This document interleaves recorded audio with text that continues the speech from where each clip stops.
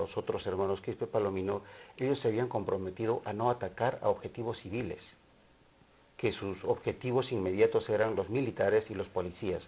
Pero ahora hemos visto de que ese compromiso se ha roto. Es la segunda vez, ¿no? No, claro, es el segundo secuestro. Claro, es el segundo secuestro. El primero se produjo en el 2003, en junio del 2003, claro, cuando secuestraron a trabajadores de la subcontratista Techim. No, pero posteriores compromisos o declaraciones y compromisos asumidos por José, dijo que su objetivo ya no eran los civiles, no eran los comités de autodefensa ni las organizaciones sociales, aún si pensaban distinto ellos, los iban a respetar. Y sus objetivos eran básicamente o principalmente militares, pero ahora no. ¿Qué ha pasado? ¿Qué ha cambiado?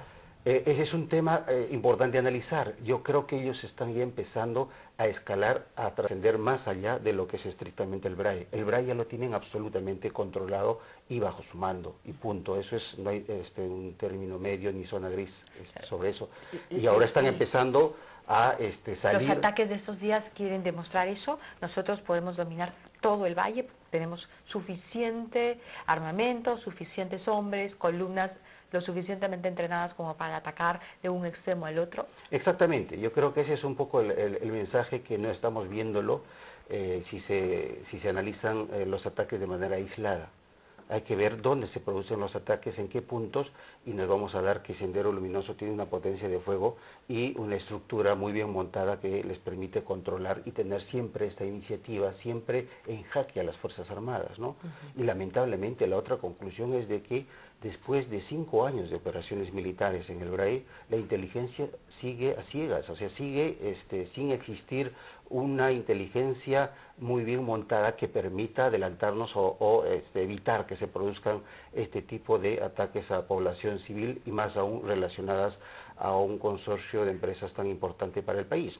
Porque para realizar ese ataque, es decir, incursionar en Quepachiato, se tuvieron que trasladar 30, 40 o 50 hombres armados a puntos bastante distantes. Para proteger la huida. Exactamente, inclusive han utilizado vehículos y la inteligencia no detectó eso. O sea, no es posible todavía que estemos observando ese tipo de incursiones como en los peores años de la presencia terrorista en el Perú, ¿no? Estamos hablando de un territorio prácticamente liberado. No, es absolutamente liberado. Yo creo que es absolutamente liberado y que lo poco que se nos dijo que se había ganado en Vizcatán también se retrocedió, también se abandonó ese territorio y ahora Sendero Luminoso nuevamente está realizando ataques en esos puntos que anteriormente habían bases contrasubversivas. Entonces, la conclusión final, inevitable y que nos tiene que preocupar mucho, es que el BRAE sigue en posesión, sigue bajo el poder de José y de sus secuaces. Y que son secuaces armados y que no son pocos. No son... Y que además tienen adoctrinamiento, pero también tienen técnica militar. Sin duda, que tienen, no son pocos, se calculan entre 700 y 800 hombres armados, que no es poca cosa. Y además armados con fusiles de asalto que han sido arrebatados a las Fuerzas Armadas. Que tienen la logística y el dinero para financiar, para sostener esta aventura criminal. Y nos indican que están muy bien distribuidos y organizados, ¿no? Y que tienen la capacidad de burlar a nuestras Fuerzas Armadas. Tienen la suficiente... Este fin de semana ha sido un derroche. Exactamente, entonces tienen la suficiente potencia de fuego para realizar ataques casi simultáneos en distintos puntos del BRAE, entonces sin ninguna duda de que eso nos tiene que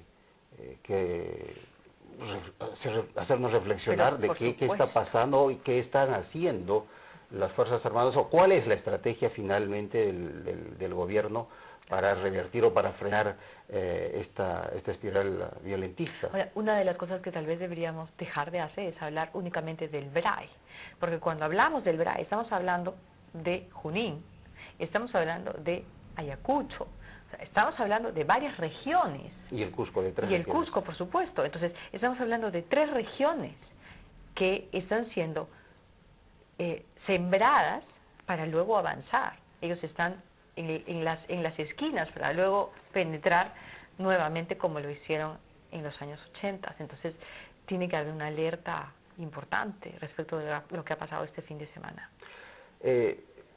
digamos, hasta hace pocos años atrás lo que sabíamos era de que había un grupo de remanentes en torno a Vizcatán, ¿no? Estaban escondidos en las alturas de la cordillera de Vizcatán, pero ahora eso ya no es más así, ¿no? Eso ha crecido, Sendero Luminoso está cada vez más presente en las zonas adyacentes y está avanzando hacia la cordillera de Vilcabamba, esto es en la región Cusco. Entonces, ¿qué más va a pasar? ¿Qué más va a hacer José para seguir haciéndose notar? Entonces, ahora que está atacando también a civiles, y de parte del Estado, de parte del gobierno, ¿qué? ¿No? Lamentablemente no se tiene ninguna estrategia para enfrentar ni al terrorismo ni al narcotráfico en el BRAE. Y eso es lo más trágico, porque definitivamente tenemos que hacer algo para que José no siga paseándose como Pedro en su casa en todo el valle. Todos lo observan y menos las Fuerzas Armadas que están en la zona. Y eso es sin ninguna duda que convierte a Sendero en la fuerza fáctica más importante, y las autoridades locales, eso es lo más peligroso, las autoridades locales lo consideran a él como la presencia casi como, como un ser omnipotente, que es el único que llena ese espacio vacío dejado por el Estado, por el gobierno, ¿no? Además, el poder del terror, el poder del miedo. Exactamente,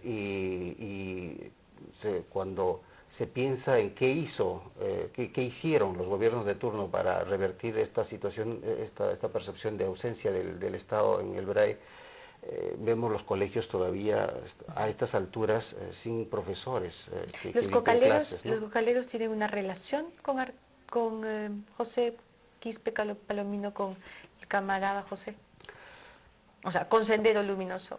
Sin ninguna duda Los cocaleros de la zona. La relación de Sendero Luminoso con los cocaleros es la relación de alguien que protege esa actividad.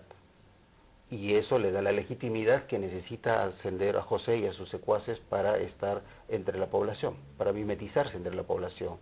O sea, los cocaleros se sienten seguros porque tienen la protección armada de Sendero Luminoso. Los traqueteros se sienten seguros porque tienen la protección armada de Sendero Luminoso, y también los narcotraficantes. Pero eso para Sendero Luminoso, para José, es una forma de tener la legitimidad en un escenario donde él controla. Pero no termina, o sea, José no termina siendo